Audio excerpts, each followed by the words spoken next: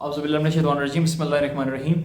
تبرہ جس کو کہا جاتا ہے لعنت، کہ لعنت کا کانسیپٹ کوئی اسلام کے اندر ہے کہ قرآن کے اندر کوئی لعنت کا کانسیپٹ ہے؟ پہلی بات تو یہ میں کلیئر کر دوں کہ لعنت کا کانسیپٹ جو ہے بالکل قرآن کے اندر ہے، لیکن لعنت سے مراد گالی گلوچ نہیں ہے، بد زبانی نہیں ہے، بدتمیزی نہیں ہے، بد کلامی نہیں ہے، کسی بھی مذہب کے مقدسات کی توہین کرنا نہیں ہے کہ آپ اس مذہب کے مقدسات کی توہین کرنا کر دیں۔ لعنت سے مراد یہ ہے برات کرنا، اپنا اظہار نفرت کرنا۔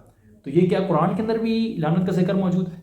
کیا قرآن کے اندر بھی اس طرح کی آیات موجود ہے؟ تو انشاءاللہ میں ان کو ون بائی ون آپ کے سامنے لگا دوں گا کہ جس کے ایگزیکٹ لفظ میں نہیں بول سکتا، اس کے اندر وہ آپ کے سامنے آیت آ جائے گی۔ اللہ تعالیٰ قرآن کے اندر ارشاد فرماتا ہے کہ جو لوگ ہماری نازل کردہ واضح نشانی اور ہدایتوں کو چھپاتے ہیں، باوجود یہ کہ ہم کتاب میں لوگوں کے لیے کھول کر بیان کر چکے ہیں، ایسے لوگوں پر اللہ کی لعنت، فرشتوں کی لعنت اور لعنت کرنے والوں کی لعنت۔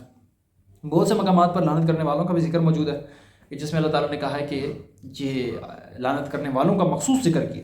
کیا لعنت کرنے والے فرشتے ہیں؟ دو کام اللہ بھی کرتا ہے، فرشتے بھی کرتے ہیں۔ ایک درود، اللہ بھی پڑھتا ہے، فرشتے بھی پڑھتے ہیں، بندے بھی پڑھتے ہیں، اور ایک لعنت، لعنت اللہ بھی کرتا ہے، فرشتے بھی کرتے ہیں، اور لعنت کرنے والے لعنت کرتے ہیں۔ اور لعنت کرنے والے کون ہیں وہ آپ کو پتہ ہے۔ لعنت کے مراد میں پہلے بتا رہا ہوں کہ گالی دینا نہیں ہے، خود سے آیت اللہ سیستانی صاحب کا فتویٰ موجود ہے کہ اہل سنت کے مقدسات کی توہین جو ہے وہ حرام ہے۔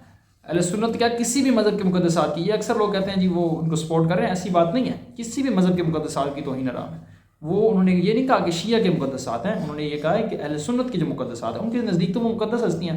اب آپ ان کے اوپر جو ہے ان کو گالم گلوچ کریں گے، ان کو غلط کہیں گے، ان کے بارے میں بیڈس کامنٹس کریں گے، علمی اختلاف کریں، آپ بتائیں بخاری کے اندر یہ لکھا ہوا ہے، مسلم کے اندر یہ لکھا ہوا ہے، فلانی کتاب کے اندر یہ لکھا ہوا ہے، یہ علمی واقعہ ہے، وہ آپ لازمی پیش کریں، اخلاق کے دائرے میں رہ کے۔ لیکن جب آپ ان کے مقدسات کی توہین شروع کر دیں گے، ان کو جو ہے ڈسہارٹ کرنا شروع کر دیں گے، تو وہ آپ کے قریب کیسے آئیں گے؟ جب قریب نہیں آئیں گے تو آپ ان کو بتائیں گے کیا کہ کس نے کیا کیا، کس نے کیا کیا۔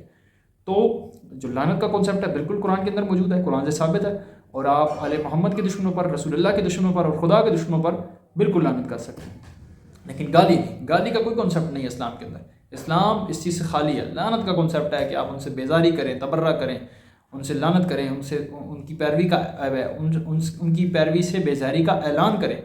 اس چیز کا بالکل کانسیپٹ ہے اسلام کے اندر۔ اللہ تعالیٰ سے دعا ہے کہ اللہ تعالیٰ ہم سب کو دین سیکھنے کی اور اس پر عمل کرنے کی، اور حقیقی وارثوں سے دین سیکھنے کی اور اس پر عمل کرنے کی توفیق